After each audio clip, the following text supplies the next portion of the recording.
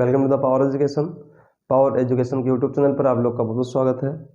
इस चैनल के माध्यम से क्लास 10th और 12th के लिए बेस्ट प्रिपरेशन करवाया जा रहा है और आज हम लोग क्लास 10 साइंस के लिए संभावित क्वेश्चन करेंगे जो आपके एग्जाम में अक्सर पूछे जाते हैं। इन क्वेश्चन को हमने अपने हिसाब से सेट किया है। ये क्वेश्चन आप देख सकते हैं। अभी इस क्वेश्चन का जो PDF है इस वीडियो के डिस्क्रिप्शन में आपको दे दिया जाएगा और आप इसको आसानी से देख सकते हैं। बच्चों, ये ऐसे क्वेश्चन हैं जो आपके एग्जाम में बार बार आते हैं और इस बार भी संभवतः ये क्वेश्चन आपको एग्जाम में दिखें, तो इसे छोड़िएगा मत, इसे जरूर सॉल्व करिए। तो हम लोग बढ़ते हैं। पहला क्वेश्चन हमारे पास है, क्वेश्चन हम अभी पढ़ रहे हैं, आपको मिल जाएगा कि L लंबाई तथा A मोटाई के तार का प्रतिरोध 10 ओम है। इसी पदार्थ के अन्य तार जिसकी लंबाई L/3 तथा मोटाई 3A हो तो तार का प्रतिरोध ज्ञात कीजिए। तो चलिए, हमारे पास एक क्वेश्चन है कि हमारे पास कोई दो तार है।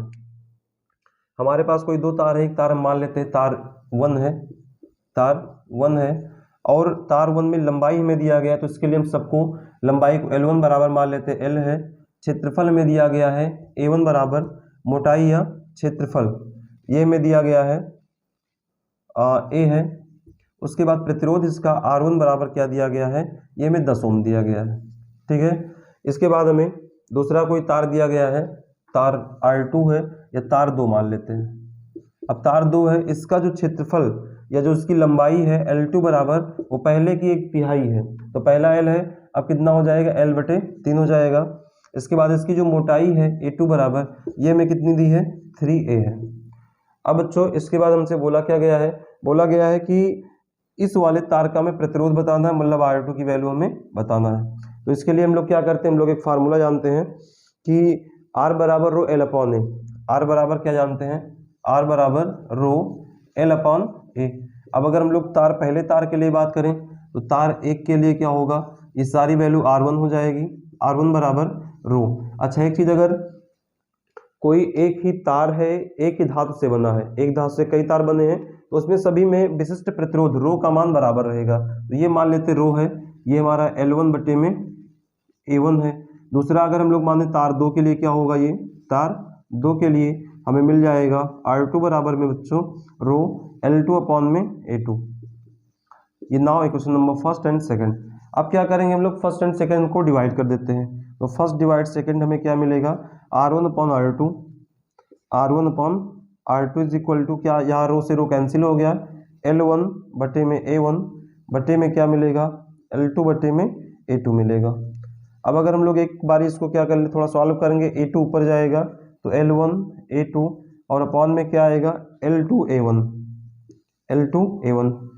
अब हम क्या कर लेते हैं, सबकी वैल्यू रख देते हैं। अगर सबकी वैल्यू रखेंगे तो यहाँ से हमें मिलेगा R1 की वैल्यू में कितना दिया गया, 10 दिया गया, 10 रख दिया। R2 में फाइंड करना है, बराबर में इसके बराबर में ये है L1 की वैल्यु L है, कैपिटल L मल्टीप्लाई A2 की वैल्यू क्या है, 3A है, 3A आ गया। और बटे में चलेंगे L2 की वैल्यू कितनी, L/3 है। और A1 की वैल्यू कितनी, A है, तो ये A हो गया, A से A कैंसिल, L से L, ये वाला 3 ऊपर जाएगा, तो यहाँ से मिला 10/R2 बराबर में 3 ऊपर गया, 3 त्रिका 9। R2 की वैल्यू चाहिए तो R2 का मान क्या हो जाएगा, यह आएगा 10/9 ओम। ये क्या आएगा, 10/9, ये हमारा राइट आंसर होगा। चलिए हम लोग अगले क्वेश्चन की ओर चलते हैं। स्क्रीनशॉट ले लीजिए, बढ़िया से सॉल्व कर लिए। अनसॉल्व के क्वेश्चन है, आए हुए क्वेश्चन है, 2-3 बारी कम से कम आए हैं। अगला क्वेश्चन हमारे पास है, बहुत बारी पूछा गया है, बहुत बारी पूछा गया क्वेश्चन हमारा अपवर्तनांक से है। अपवर्तनांक से वायु के सापेक्ष जल का अपवर्तनांक में दिया गया है। तो वायु के सापेक्ष जल का अपवर्तनांक ANW दिया गया 4/3। उसके बाद बोला जा रहा है कि वायु के सापेक्ष कांच का अपवर्तनांक मतलब ANG दिया गया है 3/2। अब पूछा गया है कि जल का कांच के सापेक्ष, जल का कांच के सापेक्ष का मतलब हो गया कांच के सापेक्ष जल का, तो कांच के सापेक्ष जल का क्या लिखेंगे, GNW लिखेंगे। अब हम लोग इसका फार्मूला बनाएंगे। इसका फार्मूला कैसे बनेगा, हम जानते हैं कि 1N2 अगर हमारे पास होता है तो उसको लिखते हैं N2/N1, N2/N1 मतलब पहले दूसरे का लिखा उसके बाद पहले का। तो यहाँ से क्या है, GNW का है बच्चों, तो यहाँ से लिख सकते हैं NW अपॉन में NG, पहले दूसरा उसके बाद में पहला। अब किसके सापेक्ष में है, वायु है A, तो दोनों में क्या लगा दो, A और ए। अब क्या कर दो, यहाँ वैल्यू रख दो, यहाँ वैल्यू आप रखेंगे तो क्या मिलेगा, ए एन डब्ल्यू 4/3 है, उसके बाद ए एन जी 3/2 है, 3/2। अब ये 2 ऊपर गया तो कितना हो गया, 2 चौके 8, 3 नीचे है, 3 त्रिके 9। तो यहाँ से जी एन डब्ल्यू की वैल्यू क्या हो गई, जी एन डब्ल्यू का मान आ गया 8/9। ये हमारे पास राइट आंसर है। चलिए बढ़ते हैं अगले क्वेश्चन की ओर। ये एक एक क्वेश्चन इंपॉर्टेंट है, ये सारे क्वेश्चन आने वाले हैं, आए हुए हैं, तो इसको बढ़िया से सॉल्व कर लेना, हल्के में मत लेना क्वेश्चन को, संभवतः आपके एग्जाम में क्वेश्चन दिख जाएंगे। ठीक है, अगला क्वेश्चन हमारे पास है, ये लेंस से है, बोला जा रहा है 10 सेंटीमीटर फोकस दूरी वाले लेंस। तो हमें तीसरा क्वेश्चन है कि कोई लेंस है, उसकी फोकस दूरी 10 सेंटीमीटर है, तो लिख देते हैं 10 सेंटीमीटर। आगे बोल रहा है कि उत्तल लेंस, मतलब ये लेंस कैसा उत्तल लेंस है, 20 सेंटीमीटर की दूरी पर है, u बराबर 20 सेंटीमीटर। फिर बोल रहा दूरी पर 10 सेंटीमीटर लंबी मोमबत्ती है, मतलब वस्तु की लंबाई ओ डैश बराबर है 10 सेंटीमीटर। तो बोल रहा है कि लेंस से बने मोमबत्ती के प्रतिबिंब की स्थिति, प्रकृति और लंबाई ज्ञात करना, मतलब हमें आई डैश भी ज्ञात करना है, प्रकृति भी ज्ञात करना है, और v का भी मान हमें ज्ञात करना है। तो सबसे पहले हम लोग क्या करते हैं, सबसे पहले हम लोग यहाँ से फाइंड कर लेते हैं b का मान। तो b के मान के लिए हम क्या करेंगे बच्चों, b के मान के लिए हम सबसे पहले दर्पण का फार्मूला लगा देंगे, और उत्तल लेंस में सिर्फ u ऋणात्मक होता है, तो यहाँ लगाएंगे 1/f is equal to 1/b minus 1/u। 1/f है 1/10 is equal to 1/b minus 1/-20। Minus minus plus हो गया, इसको इधर भेजेंगे तो क्या आएगा, 1/10 माइनस 1/20 बराबर 1/v हो गया। इसका एलसीएम लेंगे 20 आएगा, 10 दूनी 20 और 20 × 20 बराबर 1/v। तो यहाँ से b का मान कितना हो गया, b का मान आएगा बच्चों 20, b का मान कितना आएगा 20 आएगा, और 20 आ रहा धनात्मक, 20 आ रहा धनात्मक, इसका मतलब जो प्रतिबिंब बनेगा वो लेंस के दूसरी साइड में बनेगा। इसका जो प्रतिबिंब बनेगा वो कहाँ बनेगा, जो प्रतिबिंब होगा, प्रतिबिंब लेंस के दूसरी साइड बनेगा, दूसरी ओर बनेगा। ठीक है, एक तो ये हम बोल दिए। अब इसके बाद हम लोग क्या ज्ञात करना, आई डैश। तो हम जानते हैं आवर्त नियम बराबर क्या होता है, आई डैश बटे ओ डैश, और बराबर में क्या होता है -b/u। या ऐसे बोल सकते हैं कि आई डैश बटे ओ डैश बराबर क्या होता है, ये लेंस के लिए होता है b/u। लेंस के लिए फार्मूला क्या होता है b/u। अब यहाँ से हम लोग लिख दें आई डैश हमें चाहिए, ओ डैश की वैल्यू क्या होती है, ये में दिया गया है 10, v की वैल्यू कितनी आई है 20 आई है, तो यहाँ हमने क्या लिख दिया 20 लिख दिया। u की वैल्यू क्या है -20 है, तो ये वाला कैंसिल हो गया। तो यहाँ से हमें क्या मिल गया, this implies that I dash is equal to -10 आया, सॉरी -10 आया। अब माइनस चिन्ह में क्या इंडिकेट करता है, माइनस चिन्ह में ये बताता है कि ये जो प्रतिबिंब होगा कैसा होगा, उल्टा होगा। कैसा होगा, उल्टा होगा। प्रतिबिंब कैसा होगा, उल्टा होगा। और अगर प्रतिबिंब उल्टा है तो एक चीज और जानते हैं, वास्तविक भी होता है। तो उल्टा है, वास्तविक है। और आकार में कैसे है, आकार में उससे छोटा कि बड़ा। अब देखो प्रतिबिंब हमारा आया है 10 सेंटीमीटर, वस्तु कितना है 10 है, इसका मतलब आकार में वस्तु के बराबर है, इसका मतलब आकार में वस्तु के बराबर है। इसका मतलब एक कौन सी कंडीशन है, ऐसी कंडीशन है जब वस्तु जो है 2f दूरी पर रखी है। ठीक है, चलिए अगला क्वेश्चन हम लोग करते हैं, तीसरा नंबर, क्वेश्चन नंबर 3 हो गया है, चौथा करते हैं। चौथे में बोला गया है, ये भी हमारे पास वेरी इंपॉर्टेंट क्वेश्चन है, ये मानोनेत्रा से है। मानोनेत्र में हमें एक क्वेश्चन रहता है प्रिज्म के अपवर्तनांक से, बहुत ही आसान सा क्वेश्चन है। अब इसमें हमसे बोल रहा है कि हमारे पास कोई एक क्वेश्चन नंबर 4 है, 4 में बोल रहा है कि यदि 1.5 अपवर्तनांक, मतलब n बराबर 1.5, उसके बाद बोल रहा है कि अपवर्तनांक वाले प्रिज्म का कोण थीटा बराबर 60, कोण में दिया है, सॉरी कोण बराबर a से लिखते हैं, प्रिज्म का अपवर्तनांक 60 डिग्री है। फिर बोल रहा तो अल्पतम विचलन कोण मतलब डेल्टा m ज्ञात करना है, और में दिया गया है sin 49 की वैल्यू कितनी होती है, sin 49 की वैल्यू 0.75 है। ठीक है बच्चों, यहाँ से हम इसको सॉल्व करते हैं। अब इसको सॉल्व करने के लिए क्या करेंगे, हम जानते हैं अपवर्तनांक का फार्मूला, n बराबर sin a plus delta m बटे 2, और अपॉन में क्या आएगा sin a बटे 2, sin a बटे 2। अब यहाँ से क्या मिल जाएगा, a बराबर साइन वैल्यू हम लोग पुट करते हैं, सॉरी n की वैल्यू हमें क्या गिवन है 1.5 गिवन है। अब यहाँ से क्या आएगा साइन ए प्लस डेल्टा एम, ए की वैल्यू 60 है, डेल्टा एम की कितनी है हमें फाइंड करना है, डेल्टा एम बटे में 2, और ये टोटल क्या आ गया साइन ए बटे 2, ए का मान 60 है, 60 बटे 2 का मतलब हो गया साइन 30, साइन 30। अब यहाँ से आएगा 1.5 बराबर ये आ गया साइन, ये हमारे पास 60 प्लस डेल्टा एम बटे 2, और साइन 30 की वैल्यू आ गई 1/2, 1/2। अब 1/2 अगर इधर ले जाएंगे तो क्या आएगा, भाग में जाएगा, ये डायरेक्ट हमारा क्या हो जाएगा 1.5 गुणे 1/2 बराबर यहाँ से बच्चों आएगा साइन, यहाँ पर 60 प्लस डेल्टा एम बटे 2। अब इसके आगे क्या होएगा, इसके आगे हम लोग लिख सकते हैं, इसको अगर हम लोग भाग कर देते तो कितना आएगा 0.75, 2 सत्ते 14, मतलब पहले 0 लगा दिया, 2 पंचे 10, 2 सत्ते 14, 2 पंचे 10 बराबर कितना आ गया, ये आ गया साइन ए प्लस डेल्टा एम अपॉन में 2 आ गया। अब इसके बाद इतने की वैल्यू हमें कितनी दी, साइन 49, तो इतने की जगह हम लोग क्या रख दे साइन 49, तो यहाँ से आ गया साइन 49 बराबर में साइन ए प्लस डेल्टा एम अपॉन 2।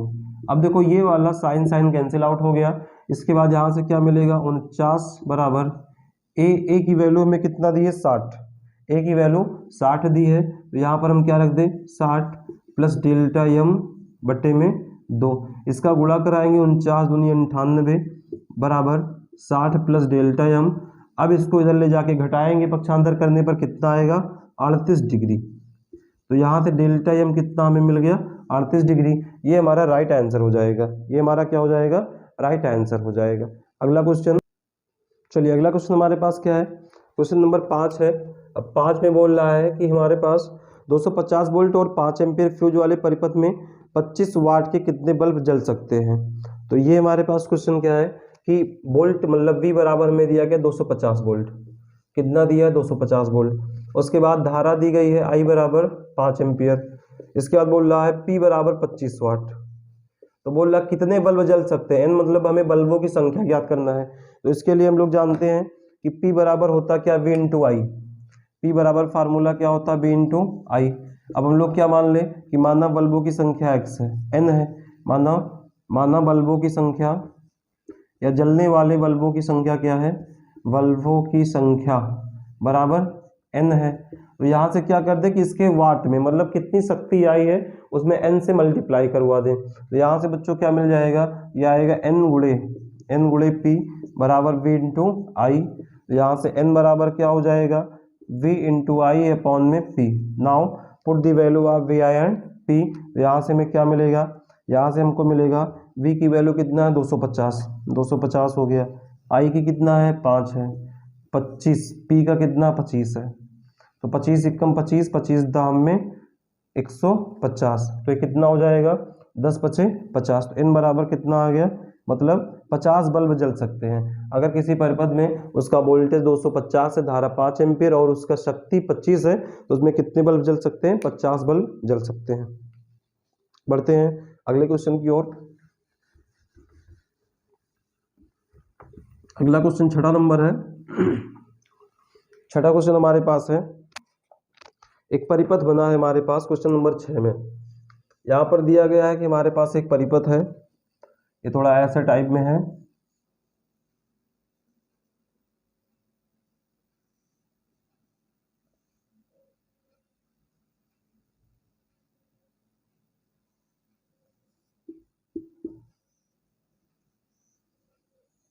यहाँ बैटरी है, विभवांतर 10 वोल्ट का है, ये 3 ओम का है, और ये है 2 ओम का, 1 ओम, 2 ओम, और ये है 4 ओम का।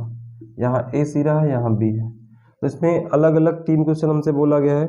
सबसे पहले बोला गया ए और बी के मध्य प्रतिरोध कितना होगा, तो ए और बी के मध्य प्रतिरोध, तो सबसे पहला क्वेश्चन क्या है, ए व बी के मध्य प्रतिरोध,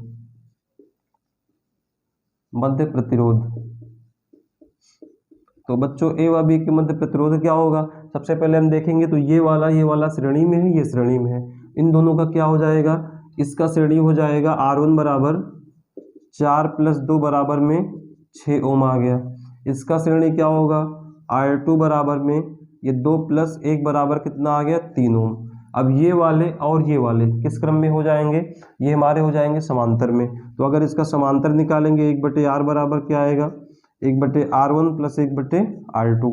अब यहाँ से बच्चों 1/6 हो गया r1 का, 1/3 हो गया r2 का। इसका एलसीएम लेंगे तो क्या आएगा, 6 आएगा, 6 कम 6 प्लस 3 दूनी 6 बराबर 3/6 बराबर 1/2 आ गया। इसका मतलब आर का मान कितना आ गया, 2 ओम।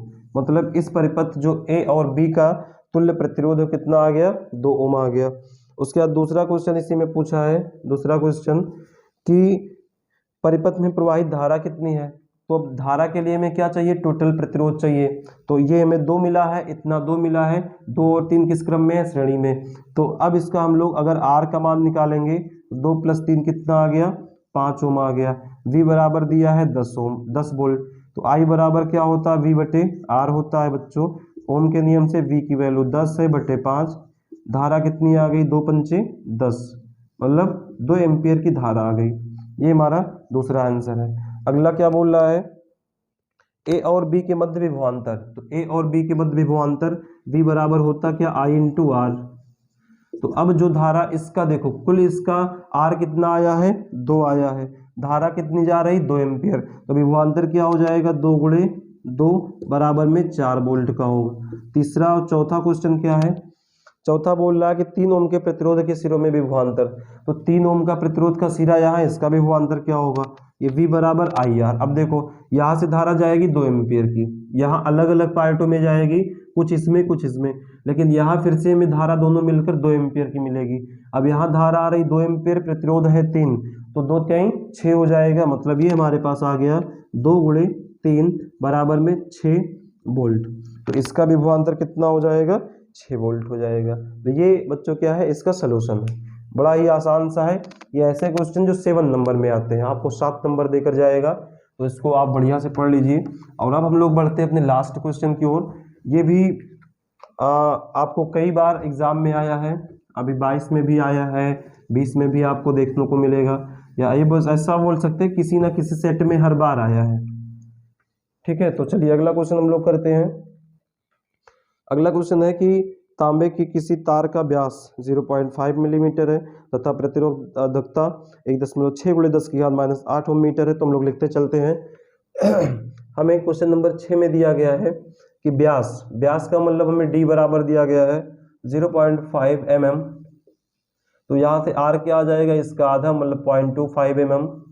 और इसका अगर हम लोग फाइंड करेंगे मीटर में, तो ये 0.25 × 10⁻³ मीटर आएगा। इसके बाद हमें क्या दिया, प्रतिरोधकता मतलब रो की वैल्यू दी है 1.6 × 10⁻8 ओम मीटर दिया गया है। इसके बाद R बराबर हमें 10 ओम दिया गया है। तो बोल रहे हैं प्रतिरोधक बनाने के लिए कितने लंबे तार की आवश्यकता होगी। L का मान हमसे पूछा है, what is the value of length या what is the length of the wire. यहाँ सबसे पहले हम फार्मूला क्या जानते हैं, फार्मूला जानते हैं हम लोग कि हमारे पास होता है R बराबर, हमारे पास क्या होता है, R बराबर होता है, R बराबर रो L/A। तो यहाँ से अगर हमें L का मान पूछा है तो L बराबर क्या हो जाएगा, ये इधर जाएगा AR अपॉन में क्या आएगा, रो आएगा, AR अपॉन में रो आएगा। अब यहाँ से हम क्या कर लेंगे, अब यहाँ से हम इसकी वैल्यू पुट, चलिए इसकी वैल्यू अगर हम लोग रखेंगे तो हमें क्या मिलेगा बच्चों, यहाँ से मिलेगा L = A की वैल्यू होती πr² R अपॉन में रो। अब यहाँ से पाई का मान हो गया 3.14, R स्क्वायर का मान हो गया 0.25 × 10⁻³ स्क्वायर इंटू R का मान 10 है, और रो का मान हमें दिया गया है, ये है 1.6 × 10⁻8। अब यहाँ से हम क्या करेंगे, अगर इन सबको सॉल्व करेंगे, मतलब इसका स्क्वायर करा के इसका मल्टीप्लाई करवाएंगे, तो हमें यहाँ से मिलेगा, ये हमें मिल जाएगा कि 19, ये मिलेगा 19.625 × 10⁻⁻8, और ये गुणे 10 है, और बट्टे में क्या मिलेगा 1.6 × 10⁻⁸ मिलेगा बच्चों। ये कैंसिल हो गया, इसको डिवाइड करेंगे तो हमें मिलेगा 12.26 × 10। तो टोटल हमें L बराबर कितना मिल गया, 122.6 मीटर। 122.6 मीटर। अब इसी में थोड़ा सा एक लाइन और बोला गया है कि यदि इससे दोगुने तार का व्यास ले ले तो प्रतिरोध में कितना अंतर आएगा। मतलब अगर इसी व्यास को हम लोग दोगुना कर दें तो इसके तार में कितना अंतर आएगा। तो इसके लिए हमारे पास है, इसके लिए हमने क्या किया है कि अब जो तार का प्रतिरोध होता है ये देखो ए के अनुक्रमानु, ये ए के क्या है, व्युत्क्रमानुपाती। आर जो है ए के व्युत्क्रमानुपाती है, तो हम लोग नया प्रतिरोध जो आएगा R1 बराबर क्या लिख सकते हैं, ये R अपॉन क्या होगा। अब अगर इसका हम लोग दोगुना करेंगे तो दोगुना करेंगे, अगर R को हम दोगुना करें तो उसका स्क्वायर कितना हो जाएगा, 4 गुना। या ऐसे लिख सकते हैं कि जो R होता है वो क्या होता है, 1/a के व्युत्क्रमानुपाती। तो यहाँ से मान लेंगे अगर ये R1 होगा तो नया हमारा क्या प्रतिरोध होगा, R बटे में। अब इसका दोगुना कितना हो जाएगा, 2 दूनी 4 हो जाएगा। तो यहाँ से R की वैल्यू 10 दिया है, 10/4 बराबर कितना आएगा, 2.5 ओम। तो ये हमारे पास बच्चों क्या आएगा, राइट आंसर आएगा। तो ऐसे ही क्वेश्चन देखने के लिए, ऐसे ही वीडियो देखने के लिए आप चैनल को सब्सक्राइब कर लीजिए और वीडियो को ज़्यादा से ज़्यादा शेयर करें। किसी भी प्रकार की कोई भी समस्या है तो आप कमेंट कर सकते हैं और क्वेश्चन को आसानी से पूछ सकते हैं। तो अगले वीडियो में हम लोग मिलते हैं, तब तक आप पढ़ते रहिए, हंसते रहिए, मुस्कुराते रहिए। जय हिंद।